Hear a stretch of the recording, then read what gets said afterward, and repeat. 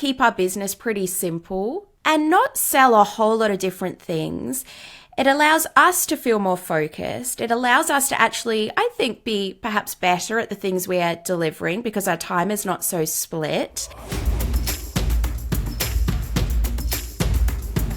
Hello and welcome back to the Hustle Rebellion, episode 39. So this guest, I have known her for quite a while, and she's doing really amazing things in the world of digital marketing training, and is a really beautiful, motivator, inspires people to create content online, especially when you're scared and you don't even want to create content online. She's really good at helping you know what to do and how to get your business out there. So Emily Osmond is who's on the show today in this episode. And look, guys, she has a podcast as well. So if you're looking for other new podcasts, hers is called The Emily Osmond Show. She has listeners in more than 100 countries. She also has a membership that we're going to talk a little bit about today in our conversation. It's called the Modern Marketing Collective. She does retreats and events from time to time as well. She is a relatively new mom. Her baby boy just turned 10 months as of today when we're actually filming and creating this episode. Originally from England and now lives in Melbourne in Australia. And we have a really great chat. She's going to have some good tips for you guys on what she's done in her business recently to simplify her offerings, which I really feel was an important theme in our conversation. So you definitely want to hear about that. And just some really great tips, not only on creating content for your content marketing, but simplifying what you are doing too, because she's doing it right now. So you definitely want to stay tuned and listen to this. Well, Emily, welcome to the show. Hello, how are you? I'm really good, thank you. It's so nice to be here with you, Heather, and have a chat. I'm so excited as well. I was like going through my little socials and, previous conversations with people, and I've loved the chats we've had in the past, and I just know you're going to have some really good things to share. So I'm excited to share. I hope my so. Listeners. Thank you. So, dear listeners, you guys always know I love to jump straight into some really tangible tips, and then we're going to get to know Emily as we go more in this conversation. So, Emily, I want to start stuck straight into it around 3 tips that you have of how either you've grown your business, because I know it's grown a lot. I mean, you have your own podcast and a lot we'll talk about. Either how you've grown your business or you work with your clients. 3 tips for growing a business with less of that hustle, grind, stressed cycle. Yes, amazing. And such a good question. And I think as well, as you would know too, it's kind of different for everyone. So this is what I found for me and a lot of my clients. So step number 1, and this I think we can all find hopefully helpful, is just being super realistic about the time that we have. As you know, Heather, I have a young son. He's 10 months today. We were just chatting about that. And so my time has drastically changed in terms of how much I have available nowadays. So I think what can be really, really helpful is having a look at, okay, what are the available hours that I have in the week? And what are the tasks that I need or want to do in my business? And then looking at, okay, well, with those tasks, how many hours do I need to allocate to each of them per week or per month? And then seeing how that fits into the time you have available. And from there, it helps us know, okay, well, that to-do list that I have is just totally not reasonable, and I'm putting so much pressure on myself. Yep. And it also allows us, I think, to then prioritize to the things that are really most important for our business and the things that would be more fun perhaps, but not as important. And I know that I can be guilty of like always wanting to do the fun stuff, the new stuff, the let's create this thing. But really at the end of the day, there's, as you would know, just really core essentials, sometimes more boring things that are the basics, like sending that weekly email and being consistent with what we're doing and whatever it looks like to actually get done. So that's the first one, being realistic and actually knowing how much time we have available during the week, and then how we allocating that time and being really intentional with that. So number 2, now this is what I found works well for me, is offering fewer things that people can actually buy from me. Ooh. Yeah. Keep going. So I have found, and I do see this with people that I work with as well, is that if we can keep our business pretty simple and not sell a whole lot of different things, it allows us to feel more focused. It allows us to actually, I think, be perhaps better at the things we are delivering because our time is not so split. It's easier to communicate to our audience as well because we're trying to promote fewer things over the available time that we have in our social media and our email schedule, that type of thing. So for me in my business, that's really looks like having one core online offering and then some events that I offer. And that's changed a bit over time. When I started my business, I, as many of us do, kind of said yes to everything and offered loads of different things. But my time right now feels less hustly because I'm focused. There's only ever a couple of things that I'm ever promoting, and it allows the back end of my business to be pretty simple too in terms of the delivery and the processes we have around those things. And I think the more things that we have to sell, I think like the more effort that has to go into that, because there's lots of different messagings that we need to have, lots of different sales or promotions that we need to be doing, lots of different things to update and all of that. So that's my second one, is simplify. Love it. And then the third one is also understanding really what hustle looks like to us and what it doesn't look like to us. And I think we are also different in the way that we like to work. And sometimes, like for me, I can, how do I explain this one? I can find that there are ways that I can get into the zone and work and get a lot of things done that might kind of feel like to other people that would be hustle, whatever it looks like, but it works for me. So it might be looking at, okay, well, how do I work the best? Does that look like for me, which I know it does, is shutting down all the notifications, getting into the groove and getting a whole heap of stuff done and being really productive in that way. And I think like if I can articulate this better as well, I think it's looking at what is the difference between being productive and working hard versus hustling. Yeah. And I think like we can also fall into the trap, and I'm curious if you've had these conversations as well, Heather, in terms of maybe thinking, okay, well, I shouldn't hustle, or if I'm working really, really hard, I'm doing it wrong here. But I think running a business like you and I do, and all of your listeners, there are those, there's work that needs to be done. And so understanding how we can do that in a way that feels good to us, whether it is getting up early, whether it is just being really, really like having good boundaries with ourselves and other people during the day when we have that work time, is really kind of honoring and understanding ourselves and having that self-awareness so that we can work hard when we need to in the way that best serves us. I think that was a bit of a roundabout answer, but hopefully that made a bit of sense. It made a lot of sense. And based on the conversations I've had with others, that's exactly sort of defining what hard work means to you. I think everyone's agreed you have to work hard. There are moments where you have to work hard, but it's how you do it, which is what you said, where you don't neglect your self-care. You're not forgetting to go step in on the grass, breathe in fresh air, take care of yourself physically with a good diet. It's like, that's the difference of working hard versus hustling, as everyone else has sort of defined it, not necessarily me. Yes. And that's exactly what you said. So I'm glad you brought that up as a point. I want to talk about point 2 a little bit as it applies to your business, because you said you've simplified your business. And I know you have a membership, you have a podcast, I think you have events as well. What is your offering right now? Absolutely. So right now I have my membership, the Modern Marketing Collective, and I also have a retreat that I'm running at the end of the year. And that's kind of it at the minute. I also make some revenue through affiliate marketing, just with things that I recommend and suggest and use myself, and also through some speaking. But in terms of really what I'm selling, there's only ever really 1 or 2 things. Now that is also with the period that I'm at in my life, with having my 10-month-old son and being realistic with the time that I have available.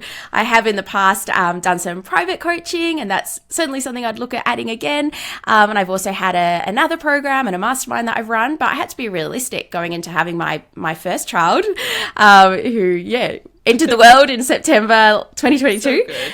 Yeah, about, okay, well, what is the capacity that I'm going to have, and what's going to be fair to my clients and customers so I can really best serve them and not overextend myself here. How did you choose those offerings? How did you, like, literally, because you had coaching, you have the membership, you had different things happening. How did you decide on the things that you're offering now? Yeah. My membership is something that I've had for about 4 I think it's actually going on to about 5 years, 4 or 5 years now. And that's really been the key thing over these past 5 years. Yeah. I have had another course that I offered, which was called Scalable, and really enjoyed that. And students got great results in that. But I found myself like a little challenging sometimes, splitting the attention, the focus, and where does this one fit in, and when am I promoting this one? And so for me, I'm like, just how simple can I make this?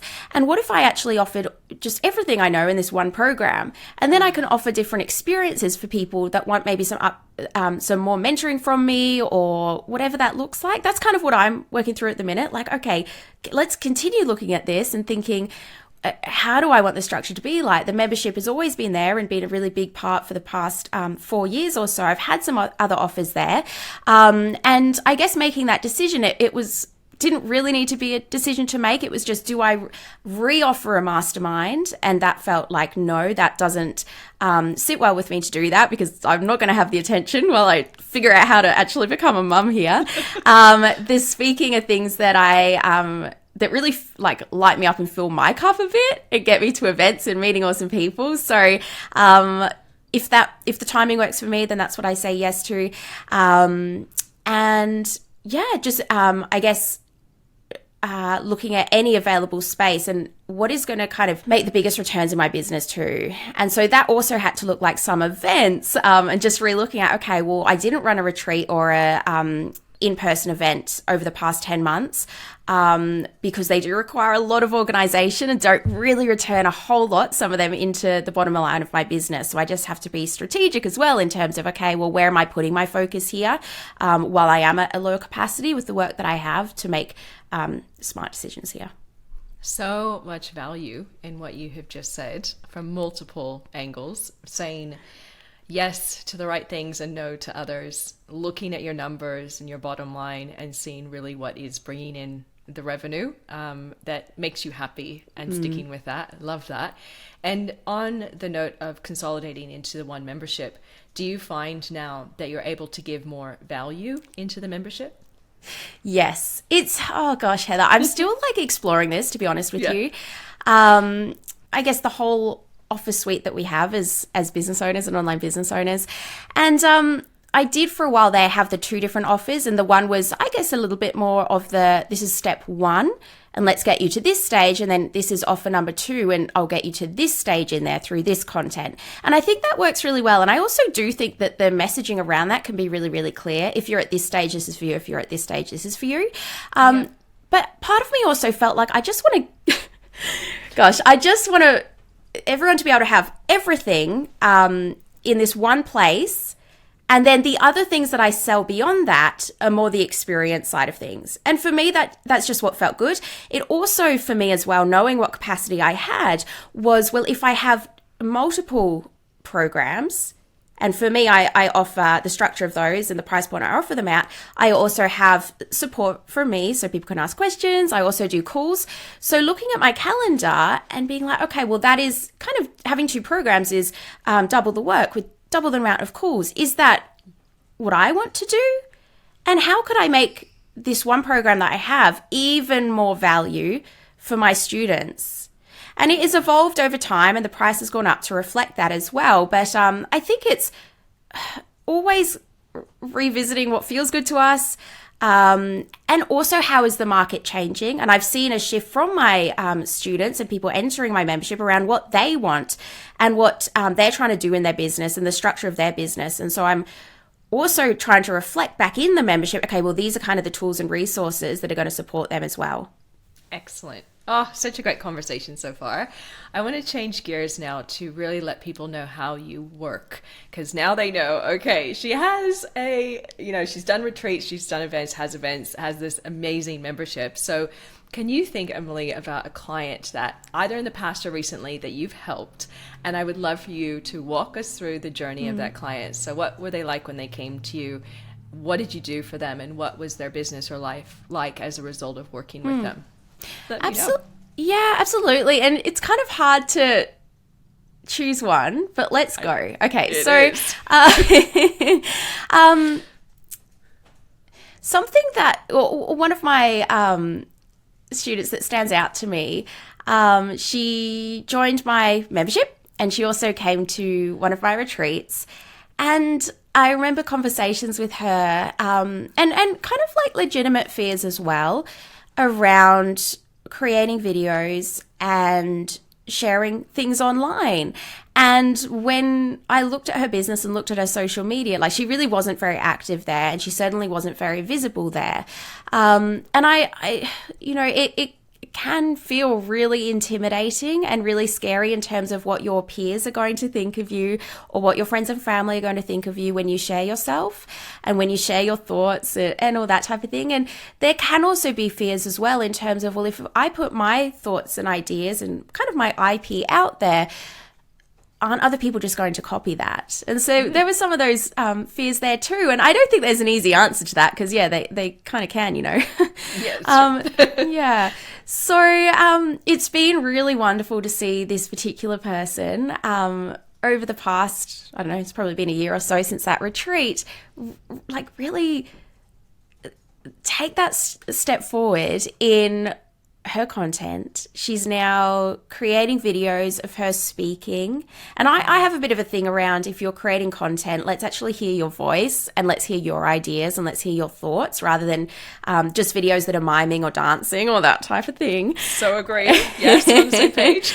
and so to see her, I guess, have that personal growth in herself, and rethinking and finding that courage to create content and videos that share her ideas and thoughts. And she's in a space, she has a business that that really helps people with their own development, to put herself out there and to actually get to a point through that, and through a lot of work that she's done and being strategic with her marketing, that she's at capacity in her business. She's having people reach out to her, and people booking in, and she's making money, and all these types of things. For me, it's just really, I just get absolutely thrilled for people that, I guess, find that courage, take that action, give it a go, and then see the results. And I think that I don't want to overplay my role in that either, because there's so much that then comes from, okay, taking some of these strategies and taking some of this encouragement and then going with it. And if I can kind of add on another second one to that, was also a student that went full time into her own business and left her job. And she's in these, like, and I look back, Heather, and maybe you do too, I'm not sure, but of those early days when you are out on your own and full-time in your business, and it's so exciting, and she's having clients come to her, and just seeing her joy and her almost, she can't believe that this is actually, like, happening. She's like, oh my gosh, it's just working, and I'm putting this content out there, I'm sharing really good value stuff, and I'm having people reach out to me, and, like, I just kind of look back in my early business days with a lot of fondness, because I think those are really exciting stages when there's a lot of firsts. And so that kind of just made me really excited and happy for her too. Oh, so I want to talk about some of the strategies that you shared with these with a couple of these clients, and that you share with yours, because I'm hearing that a big part of what you do is talking about content, what to say, how to position yourself, how to break through the fears. What are some strategies or tips around that you have? Yeah, absolutely. So when it comes to content, I have kind of 4 pillars that I teach around, so I can share those with you. They are, so I'll say what they are and then I'll go into them. So connection, credibility, value, and promotion. Connection is really about why someone would buy from you, and just sharing a little bit of, what I've kind of spoken about just now, what you believe in, what your thoughts are, what makes you unique, why someone would, and really kind of sharing your values and what you believe in. And that's why someone will decide to work with you over another business and feel that sense of loyalty.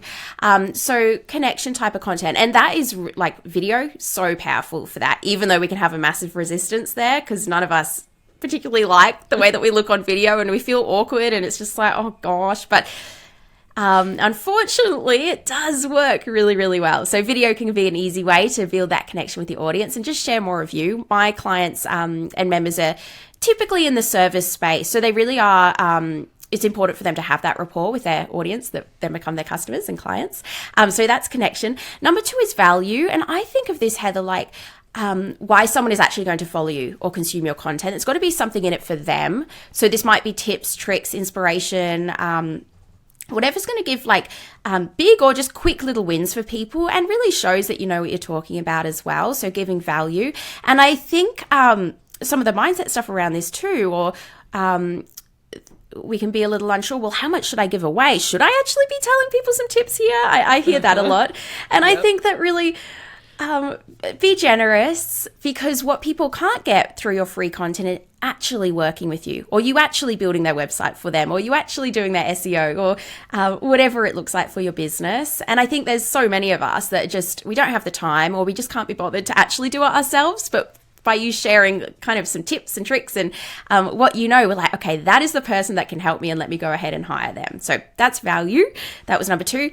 Credibility is really just sprinkling through showing that you know your stuff, and that other people have endorsed you is a pretty powerful one. There's a stat out there, Heather. It's something like, I think, what is it? Oh gosh, I normally have this in slides when I present on this, but it's something like 86% of people will trust a recommendation even if they don't know the person. It's something like that. So it's like, even though I might not know the person that left that review or gave that recommendation or whatever it might be, just the fact that this business has a lot of credible reviews there is really going to help support my decision to buy from them. Or maybe it's being in the media, or maybe it's having awards that you've won. These are all kind of other people or organizations basically endorsing your business and giving you credibility. So I like to just think about sharing a sprinkle of that through. And again, it can feel really uncomfortable because you don't want to be overly self-promoting, but it really does help. And then number 4 is the promotion. And this is something that I think is very easy to struggle with and feel a bit weird around how to do it. But it's so important to actually share what it is that we sell. And I think so many entrepreneurial people can be so great at sharing the ideas and even sharing the tips and tricks. But often when we go through their content, there's not a whole lot of mention of actually what they sell and what the next step is to go and buy that. So it can be as simple as, hey, I haven't let you know for a little while. I just want to remind you, like, here's how you can work with me. Or it might be doing a little promotion. Hey, over the next month or so, I'm going to be doing this special thing. Or if you join or buy, you also get this. Just thinking about how are you really encouraging and inviting your audience to go ahead and work with you for that small percentage that are going to be ready at any given time. So that's one of the strategies, is just thinking about those 4 types of content. And before you post anything, okay, well, does this fit in strategically to any of those? And some pieces of content will cover several of those categories too. So beautiful answer. 2 things that came to my mind around what you just said. Number 1 is the power of a formula when you're working smarter, right? So you just gave a framework, a formula, and it's like, why not do anything else if you can trust somebody like Emily that's gotten such amazing results for her students and her membership? Formulas are everything. Also, if you're a business owner, developing your own frameworks, models, USP, all of that sort of stuff, and just sticking with that will help simplify what you're doing. Secondly, great point. You just said something really interesting I've never thought about tips and tricks.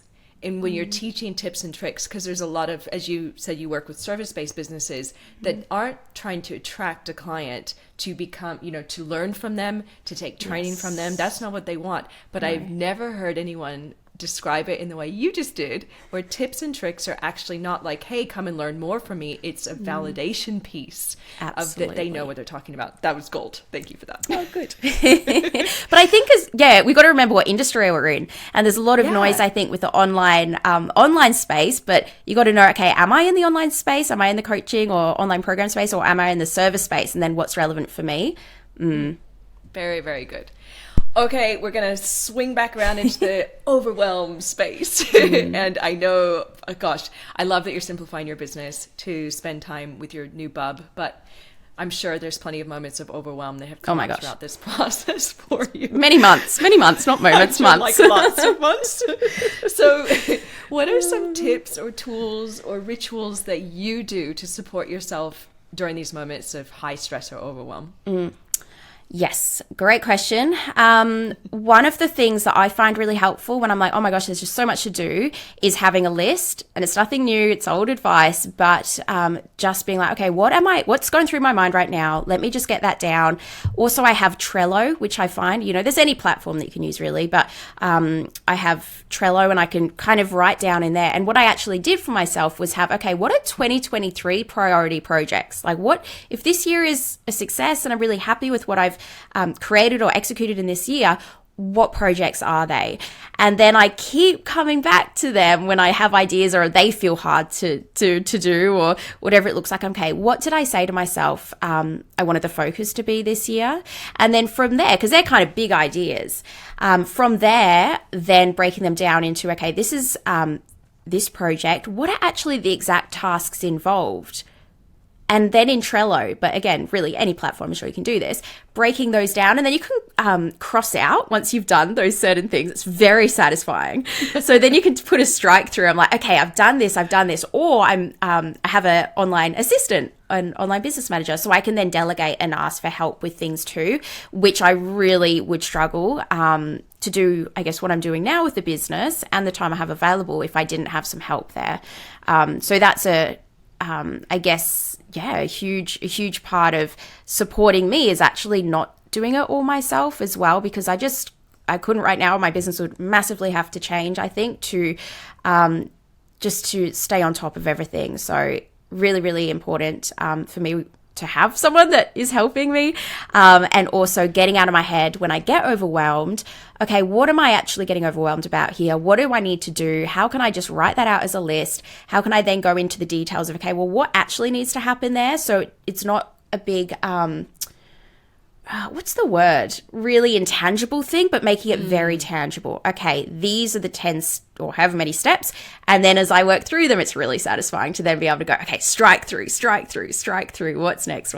So that's one of the things that I do to help myself. Get it out of your head. So then when it's out of your head and in front of you, do you ever then look at it and go, oh my God, yes, how do I get through that? And then what do you do when it's all in front of you? Like, do you have a delegation plan, or do you have a way of sorting and filtering through those in priority levels? How do you deal with it once it's out on Trello? Yeah, I think I could definitely get better at this, but I have kind of at the minute the big focus for the year. These are the core things. There's only really 3 things on there. Then I have the priority list, and then I have the nice to do list as well. Nice. And I've got to be honest with myself. Okay, is this, most of the stuff is really a nice to do, and there's a few things there that are the priorities. And I have a bit of a saying that I need to remember more, that I often remind my students of, is doing the hard stuff or the boring stuff rather than the fun stuff first, at least. And I think it's just, oh my gosh, so much of business is having and I think I said this right at the start, is having a lot of the basics in there, but we just don't do them sometimes, or we forget about them, or we stop doing them for some reason and we go do the more shiny object things. And then if we just did some of the more basic marketing things, we would just keep seeing more results. It's funny how, like, in business, there are fundamentals that have consistently worked over and over and over again. And we also know in our businesses, if we took a moment to go, what's worked in the past? Keep doing that. But yes, we all get so caught up with, like, the newest social media platform that's Threads that's just launched from Facebook, or like, you're like, oh, my head, where do I go? Shiny objects. Absolutely. It's challenging, right? To shut that part of our creativity, entrepreneurial brain off and just know what we can focus on. There's another little saying I have there is also, don't jump fast, see what lasts. I don't have the time right now, and I haven't really, because I guess this is the way that I operate my business. I kind of, even when I had probably more time, I tried not to do this, was not immediately jump over to the new things, the new platforms, the new divisions of those platforms. But let other people do that, test them out. And then if that seems to be a strategy that is continuing to work or being actually effective, then perhaps I'll explore it. But I think that helps protect my time, and my shiny object syndrome thing too, is just not being someone that quickly jumps to the new thing. It's like, okay, let's just focus on these priorities on my list that I have already identified first. And maybe if I get through all of them, then I can explore them. Well said. Okay, so we're going to do one last little conversation, and that is around you. Now, of course, you offer marketing training, you have this beautiful membership in your podcast, and you're great at delivering content. But what makes you different, Emily? What makes you unique? Let's say what makes you outstanding from other people in the space. Well, it is a bit of an awkward one to answer about yourself. I always Let's get that all as be a better. response. Let's all be better at it. It's all, yes, there's a reason why I asked the question. I like to think that I make things simple and practical. And that's how I help deliver value, really. I know that I'm someone that I like to know the how, not just the what, but the how. And so I hope that, and I try, and my intention is to help people as much as possible with, okay, this is how you actually go ahead and implement this into your business in a really practical, simple way as well. There's not a lot of people that can honestly really teach the how from start to finish out there. So having that gift is extraordinary, I would definitely say. And also just having this conversation and just seeing what you're up to in the past, I know that you're good at simplifying. So there you go. So, thank you, Heather. Yeah, of course. You guys, Emily's really amazing. If you're wanting to go and learn more about your content, your marketing, especially if you're just getting started, but also if you're anywhere in your business phase and your growth.